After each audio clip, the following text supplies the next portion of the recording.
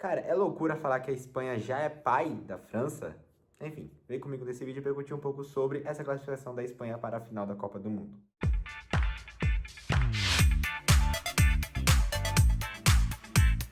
Fala galera, beleza? Tudo bem? Eu sou o Gustavo, sejam bem-vindos a mais um vídeo do canal TheFoot e hoje, meus amigos, para falarmos sobre a primeira finalista da Copa do Mundo e no caso, tô falando da Espanha que vence mais uma vez a França e como eu falei no início do vídeo, é paternidade sim, porque eu vou trazer para vocês breve aqui nesse vídeo as estatísticas dos últimos 10 jogos e você vai ver, cara, que é um controle absurdo da Espanha, é realmente uma paternidade já confirmada, né?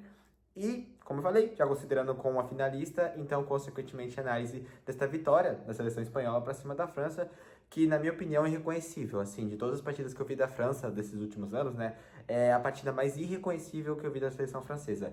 Demérito da França ou mérito da Espanha? Já quero saber de vocês aqui nos comentários, tá? Mas, enfim, sem mais delongas, pra gente não, né, demorar muito, que eu quero falar muito sobre esse vídeo, né, vamos começar, aliás, sobre essa partida, né, vamos começar a falar dos 11 titulares, e começar com a França, né, e juntamente já começa também a falar da análise da França, tá? Mas vamos falar dos 11 titulares que foram Manhã no gol, Condé e Lucadin, né? Agora eu finalmente peguei o nome dele, mas é uma pena que ele foi eliminado, né? Mas finalmente eu peguei o nome desse jogador, né? Enfim, Lucadin, fechando as laterais, Upamecano e Saliba na zaga, por pouco tempo, né? Porque o Saliba iria sair ainda no primeiro tempo lesionado, mas até aquele momento era o Saliba de titular. No meio campo, Tchouaméni, Rabiot, Tchouaméni que estava fora, se não me engano, nos últimos jogos, por questão de dores musculares, mas retornou, estava 100% e o Deschamps escolheu ele como titular. Indo para as pontas, Dembélé, e aqui, cara, é complicado. Eu realmente não sei o que o Deschamps tem com o Doué. Eu não sei, sendo bem sincero. O que pareceu é que ele optou pelo Barcola nesta partida visando realmente uma ideia tática perante a seleção espanhola, né? Ele percebeu que o Doku, né, contra a Bélgica e a Espanha, ele deu muito trabalho para a zaga espanhola e ele pensou mais dessa forma, porque eu acho que o Barcola tem essa facilidade de driblar um pouquinho melhor, né, um pouquinho mais apurada do que o Doué. Não que o Doué não saiba, né? O Doué sabe muito bem, é um dos jogadores com mais dribles bem-sucedidos na temporada.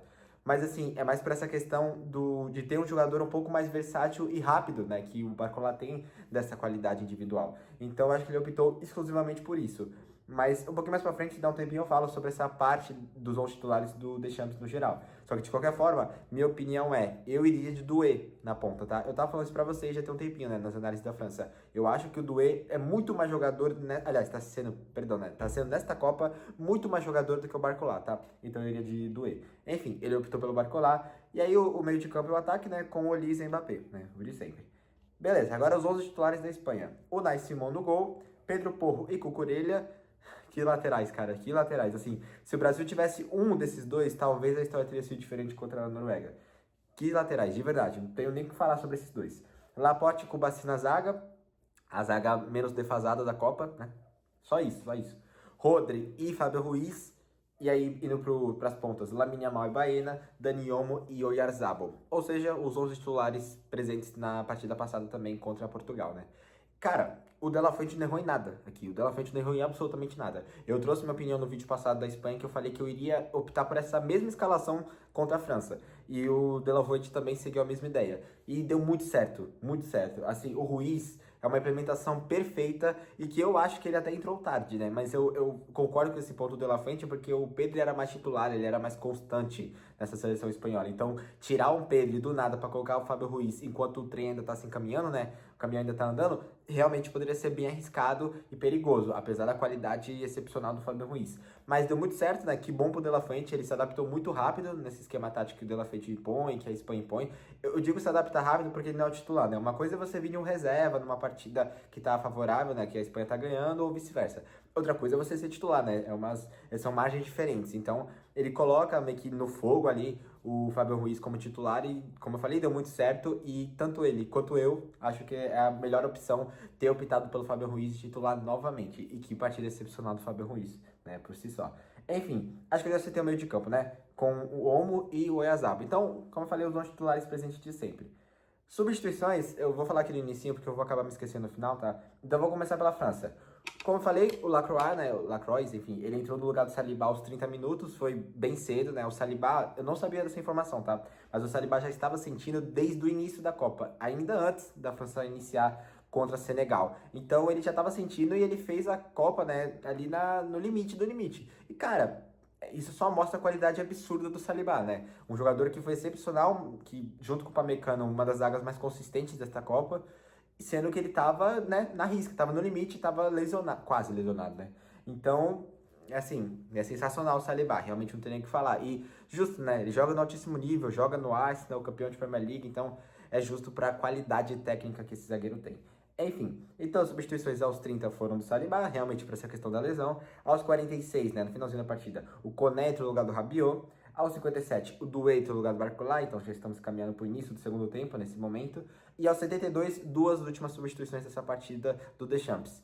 O Theo Hernandez no lugar do Jean, né, e o Cherki, né, o Ryan Cherki no lugar do Michael Olise, tá? Do lado da Espanha, substituições. Aos 74, ou seja, o De La Fuente colocou bem no finalzinho das substituições. O Ferran Torres entra no lugar do Oyarzabal, Mikel Merino no 78, tá? Mikel Merino entra no lugar do Dani Olmo, juntamente nesse mesmo período. Pedri entra no lugar do Fábio Ruiz, então ele troca ali o meio de campo, né? Ele colocou mais para ter um controle melhor da posse de bola, né? Já tava ganhando, era só manter o resultado. Loriente, aos 84, entra no lugar do Pedro Porro e juntamente aos 84, junto com ele, Nico Williams entra no lugar do Baena. Substituições estão do geral da partida, tá? Vamos lá, agora eu vou falar um pouquinho sobre a partida, a análise dela e começar pela França, tá? Como eu falei, uma partida irreconhecível da França. Assim, dos 11 titulares, eu só iria trocar o Doué. É lógico, é fácil falar depois que a partida acabou, né? Porque se eu falasse isso no início e o, sei lá, o Barcola fizesse a melhor partida da vida dele, ia falar, pô, você tá sendo sensacionalista, né? Tá falando só agora que a França perdeu. Mas quem me acompanha aqui sabe dos vídeos passados que eu tô falando já que eu iria manter o Doué. Então eu me coloquei minha mão no fogo pelo Doué e eu acho que agora com nessa conclusão ali de Copa da França, dá pra se dizer que sim, o Doué deveria ser titular do Barcola. O Barcola é um jogador que ele tem que ser um reserva para entrar ali nos minutos finais. Ele incender, ele faz uma fumaça absurda, ele é um jogador que gosta muito de fazer uma firula ali, bons cruzamentos. Cara, é um jogador excepcional, né? A finalização dele é que ele peca um pouco. Mas de resto é um jogador, assim, extra classe. Talvez, né? Não sei se dá pra colocar nível extra classe que é muito alto, mas é um bom jogador, né? Só que o Barcola de titular, cara, ele não vai te entregar o mesmo que o Doué. Isso tá muito nítido. É só você ver no PSG. Os dois são do mesmo time e quem é o titular? É o Doué. Tudo bem que do lado do Barcola no PSG é o Kvaratskhelia, aí não tem nem discussão. Mas, mesmo assim, o Barcola pode jogar pela outra ponta. E mesmo assim ele não joga porque o Luiz Henrique prefere o Doué. E eu também, e creio que você que está assistindo esse vídeo também. O Doué é muito mais técnico do que o Barcola e principalmente nessa Copa estava sendo, tá? Mas enfim, então acho que dessas substituições que eu iria fazer, como eu não sabia do fator do Saliba, né, da lesão dele, eu só iria optar pelo Doué. Então acho que o Deschamps faz uma escalação ok, uma escalação coerente com o que, que a França estava efetuando na Copa. E assim, da França do geral, eu não vou colocar totalmente a culpa no Deschamps, sendo bem sincero. Eu acho que muitos jogadores hoje deixaram muito a desejar, mas assim, muito mesmo. E eu posso listar aqui, tá? Dembélé, né? Ousmane Dembélé, acho que a Copa dele não tá tão lá aquelas coisas, apesar dos gols, apesar das boas atuações, principalmente contra a Noruega. É um jogador que, no geral, a Copa dele é uma nota 6, na minha opinião. Mas enfim, Dembélé, o Mbappé eu acho que ele entregou sim, e pra falar a verdade, um dos poucos que entregou, eu acho que eu coloco 2 nessa lista seleta. 3, se vocês me permitem. O Mbappé, o Koundé e eu iria colocar o Upamecano. Porque, como eu falei, a Copa dele é muito consistente e também dessa partida foi um dos poucos que se salvou, tá? Então eu iria colocar o Upamecano nessa barquinha aí junto com o Koundé e com o Mbappé. Só que tirando esses 3, de resto, sinceramente, na minha opinião, todos os outros, cara, não fizeram uma partida nem um pouco agradável. Teve um ou outro que entrou principalmente na substituição, que teve seus movimentos, principalmente o Koné, né? Inclusive, que Copa excelente do Koné. Mas, cara, eu acho que a França, perante a ideia que a Espanha apresentou pra eles, estavam completamente recuados e sem saber o que fazer, cara. O que tava, né, parecendo a percepção da partida é que se a França tentasse 30 vezes, a Espanha iria defender 29 vezes. E às vezes, uma que escapasse dessas 30, a França iria errar, porque não tinha recurso, então tinha que chutar de longe, né? Não conseguia fazer uma triangulação, porque a Espanha não deixava. Não conseguia trabalhar pelas pontas, porque a Espanha também não deixava. O Olise, ele tá no bolso do Cucurella até agora. O Cucurella tem que tirar ele do bolso, porque ele tá lá até agora. Então, assim, parecia que se a França, como eu falei, tentasse 50, 30, 70 vezes, a Espanha iria interceptar e acabar com essas 70 vezes com a maior e tranquila eficiência possível, tá? Mas, enfim, desse lado da França, eu acho que é uma partida, sim, péssima, sendo bem sincero, porque não é que a França jogou mal, é que a França nem jogou. Essa é a verdade. Só que se de um lado temos a França que não fez, né, uma das melhores partidas, e acho que dá pra entrar aí no rol das piores partidas que a França teve com o Deschamps, E claro, lembrando, não vamos apagar o fato da França ir 2 vezes para uma final, isso não pode ser normalizado, muito pelo contrário. A França não vai para a terceira final seguida porque tem uma pedra no seu sapato. E isso tem que ser falado aqui, não dá para ser normalizado também. A Espanha, que agora vamos até puxar o gancho e falar deles, é uma equipe extraordinária, uma equipe muito boa com o De La Fuente. Eu trouxe alguns vídeos atrás, né? Aliás, nessa Copa inteira, que eu achava que a França ia pra final. E sim, eu bato no peito, tá? A França, pra mim, era finalista. E tá tudo bem a Espanha passar, né? Eu falei que existia margem pra Espanha passar. Eu falei que o jogo tava em aberto. Porque a Espanha, não dá pra você duvidar da Espanha. Não dá pra você menosprezar, né? Só que de um outro lado, da Espanha, eu tava falando nos jogos passados que eu tava gostando muito do futebol que a Espanha tava apresentando. E eu vi muitas opiniões da mídia, né? Mídia no geral, mídia principal e às vezes a mídia alternativa, sobre esse futebol que a Espanha tá apresentando, essa bola jogada da Espanha, que estavam falando que não era lá aquelas coisas. Cara, eu individual, não tô querendo, né, bancar aqui o bolsão e falar, eu avisei. Mas o que acontece? É que eu tava percebendo que a Espanha tava evoluindo sim, gradualmente. E vocês sabem, né? Eu tô falando isso quase todas as partidas da Espanha, que pra mim a Espanha tá evoluindo gradualmente e considerável, uma evolução considerável do primeiro jogo, por exemplo, contra Cabo Verde, se não tô enganado, agora pro jogo contra a França, né? O Yamal falou isso e também uma frase do Ancelotti, não exatamente nessa mesma pegada da frase do Yamal, mas o Ancelotti falou, não é como você termina, aliás, não é como você começa, é como você termina.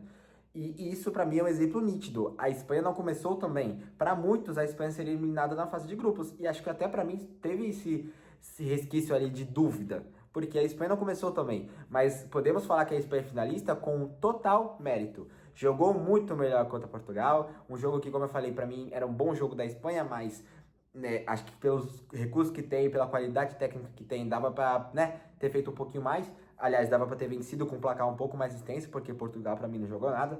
Mas enfim, então contra Portugal já estava evoluindo bastante, contra a Bélgica também. Aliás, eu não lembro de cabeça se o último jogo foi contra Portugal ou contra a Bélgica. Acho que foi contra a Bélgica, né? Se eu não estou enganado. Mas enfim, de qualquer forma, a Espanha estava vindo uma evolução.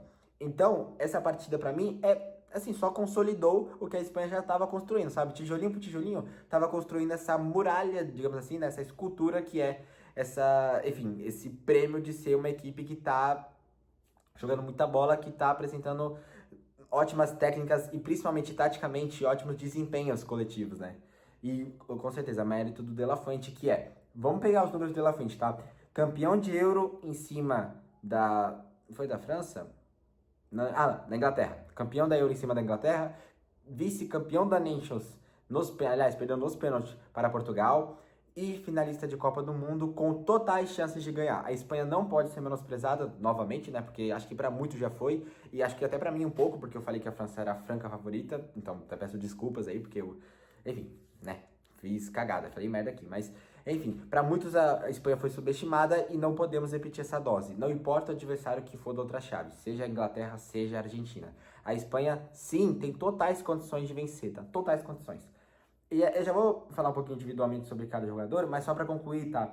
O De La Fuente é tão incrível, né? E juntamente com essa Espanha sensacional, que tem um dado muito importante. Dois, aliás. A França, para muitos, é a melhor seleção, ou pelo menos a seleção mais constante de todos os anos, né? E eu concordo, né? Tanto que, para mim, na minha opinião, a França era finalista, né? Era meu palpite do início da Copa. Só que, pensa comigo, se a França, em tese, é a melhor seleção ou a seleção mais constante, e mesmo assim tem esses números que eu vou falar agora pra vocês, talvez, só talvez, é claro, a Espanha tem que ser levada a um hall um pouquinho maior e um pouquinho mais exclusivo pra ela, tá? Por que eu tô falando isso? Porque dos últimos 10 confrontos das duas equipes, 7 vitórias da Espanha, 7 dos 10. 2 vitórias da França e um empate. Meu amigo, é absurdo, assim, é um aproveitamento absurdo da Espanha. Espanha vence em semifinal de Euro contra a França, em semifinal de Nations, novamente contra a França, e em semifinal de Copa do Mundo, adivinha, novamente contra a França. 3 vezes seguidas a Espanha elimina a França em semifinais. 2-1 na Euro com gol do Lamine Yamal, 5-4 na Nations com jogaço e também gol do Lamine Yamal, se não estou enganado. E agora 2-0 sem gols do Lamine Yamal. Mas, enfim, com uma atuação da Espanha fenomenal em ambas as três. Acho que a melhor partida da Espanha talvez foi a da Euro, que acho que era né, aquela Espanha que estava no auge ali. O Nico Williams jogando muita bola, o Lamine Yamal com 16 anos brilhando, né? Fazendo um futebol excepcional. Então, por mais que mudaram os scripts, mudaram um pouco os roteiros, o fim, né, a conclusão da história é a mesma, né? E a Espanha passa novamente. Então, assim, tem esse primeiro dado e tem esse segundo, que a Espanha, com essa partida, manteve, né, quebrou, aliás, o recorde da Itália de 37 jogos e se tornou a equipe, né, a seleção, enfim, com maior tempo de invencibilidade da história de todas as seleções. Isso se diz pelos fatores da partida, tá? São 38 partidas de invencibilidade, não trouxe, perdão, tá? Não trouxe especificamente vitórias e empates que teve nesse meio tempo. Mas 38 partidas de invencibilidade. A última derrota foi do dia 22/4, se não estou enganado, de 2024, contra a Colômbia. E aí, depois disso, a Espanha nunca mais perdeu. Com isso, totalizando para anos, né, um período de tempo, seriam 2 anos e 4 meses que a Espanha não sabe o que é perder. Vou repetir. 2 anos e 4 meses que a Espanha não sabe o que é perder, cara. Cara, é absurdo, é absurdo. É o que eu falo. Eu não sou. Eu ia falar que eu não sou brasileiro. Eu não sou espanhol, muito menos francês. E, obviamente, eu vou torcer o Brasil, né? Claro. Mas, assim, aproveitem, gente. Aproveitem essa Espanha que tá no auge, não tem como. Aproveitem essa França, que foi eliminada e que o Deschamps tá pra sair. Essa é a penúltima partida do Deschamps. Ele ainda tem o terceiro colocado que ele vai disputar contra a Inglaterra ou contra a Argentina. Então, assim, acompanha essa França, aproveita essa Espanha, aproveita essa Inglaterra que tá muito bem com o Tuchel, aproveita também essa Argentina, eu sei, tem a questão da rivalidade, mas aproveita, eu digo, no sentido de você assistir os jogos e, né, desfrutar ali do bom futebol que elas implementam, porque por mais que você goste ou não da Argentina, não tem como falar que o futebol deles é ruim, né, tem seus pontos negativos, mas acho que é um futebol bom. Então assim, aproveitem, de verdade, aproveitem mesmo, porque se Deus quiser, o Brasil vai voltar, né, ao auge de novo, vai voltar às boas vitórias, títulos e tudo mais, se Deus quiser. Mas por enquanto não volta, aproveita essas seleções porque é maravilhoso acompanhar elas, sendo bem sincero, tá? Então é isso, pra gente concluir e falar sobre atuações individuais rapidinho, eu quero destacar a atuação do Oyarzabal e destacar com números, né, porque ele faz o gol de pênalti esse que eu acho que não tem discussão, né, tem o fator de talvez ter pegado no braço do Yamal, cara, 3 pontos aqui. O primeiro, o Yamal tava com o braço recolhido, então mesmo se tivesse pegado, não iria influenciar em nada, tá? Talvez se fosse o gol direto, influenciasse, mas como não foi, foi uma marcação de falta, consequentemente pênalti, eu acho que também marcaria a pênalti, não existiria dúvida aqui. E segundo ponto, eu acho que não pega nem no braço, acho que pega nas costas, porque o Yamal ele vai virando aqui, né? Ele vai meio que se inclinando para um lado e acho que pega nas costas. Eu olhei no replay e fiquei meio em dúvida, né? Mas enfim, de qualquer forma, pra mim foi pênalti, tá? Terceiro ponto aqui, dessa marcação de pênalti. A cobrança do Oyarzabal. O Oyarzabal bate no meio, né? Numa linha média ali, que seria mais ou menos o meio do gol. E ele bate no canto direito, se não estou enganado, é o canto direito dele e o esquerdo do Manhã. Cara, o Manhã é muito alto, o Manhã acerta o lado, o Manhã se antecipa, então o Manhã fez tudo certinho. Então, assim, a gente tem que falar da qualidade técnica do Oyarzabal, que sim, é um dos protagonistas dessa Espanha. Não dá pra você falar de Nico Williams, de Baena, de Dani Olmo, de Rodri, que faz uma Copa excepcional, de Lamine Yamal, não tem como. O protagonista, o grande protagonista da Espanha é ele, é Mikel Oyarzabal. Contando com, acho que é 56 jogos, né? Não tenho exatamente a certeza dos jogos aqui.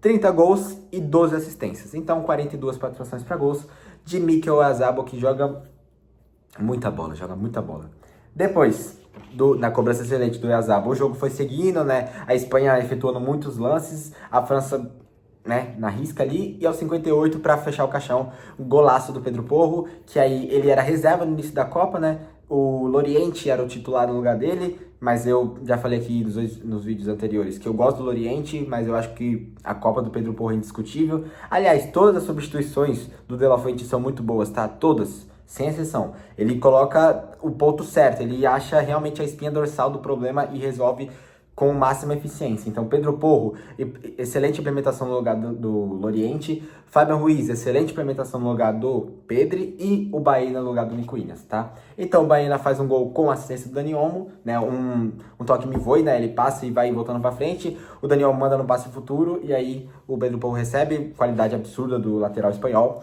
E aí faz um golaço no lugar do Manhã, quer dizer, na frente do Manhã, né? E aí com isso 2-0 Espanha, aí depois não teve mais nenhum gol, só que de qualquer forma teve boas finalizações de lá pra cá, né? Falando em finalizações, até anotei os números aqui, foram 49% de posse de bola da França contra 51% da Espanha.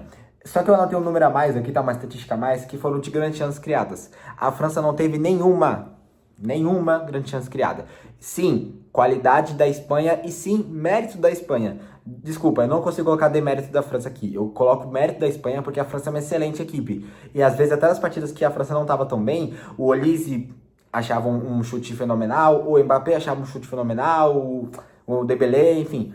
a qualidade técnica da França é muito alta. Então, sim, se a França jogou mal e não teve nenhum jogador que se superou, que, né, que saiu desse problema ali e fez uma jogada absurda, né, uma jogada muito bem ensaiada, é muito porque a Espanha conseguiu impor um jogo perfeito. Acho que o maior nível ali da Espanha de todas as partidas desses últimos tempos é esse, né? O que chegou mais próximo de uma perfeição é essa partida, tá? Então, pra mim, não foi demérito da França. Também, claro, mas foi muito mais mérito da Espanha do que demérito da França, tá?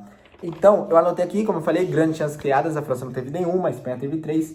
E de finalizações, 10 para cada lado, né? Então, 10 da Espanha, 10 da França. Só que, dessas 10 da França, 3 foram no gol. E dessas 10 da Espanha, isso aqui é absurdo, tá? 2 foram no gol. E das 2 que foram no gol, 2 foram gol, né? Então, aproveitamento 100% da Espanha, se for considerar esse fator, né? De chute que foram gol. Enfim, então é isso, gente. Quero saber a opinião de vocês. Então não se esquece, deixa seu like, se inscreva no canal, ativa o sininho. Deixe nos comentários saber o que vocês acharam dessa Espanha. Eu tô maravilhado com essa Espanha, sendo bem sincero. Eu falava sobre a evolução contínua da Espanha e agora eu posso decretar, eu posso afirmar que a Espanha é franca favorita contra qualquer uma que passar do outro lado. Aliás, minto, não franca favorita, tá? Até peço desculpas. É um pouquinho abaixo, mas tá num nível ali considerável que consegue com certeza disputar mano a mano com qualquer uma que passar do outro lado, tá? Enfim, então é isso, gente. Muito obrigado e até o próximo vídeo. Creio eu que eu não vou conseguir fazer tão próximo, né, do término da partida contra a Argentina, porque eu tenho um compromisso amanhã nesse mesmo horário, mas fiquem tranquilos, eu vou trazer o vídeo de qualquer forma, mesmo que seja um pouquinho mais tarde, tá? Enfim, então é isso, gente. Até o próximo vídeo.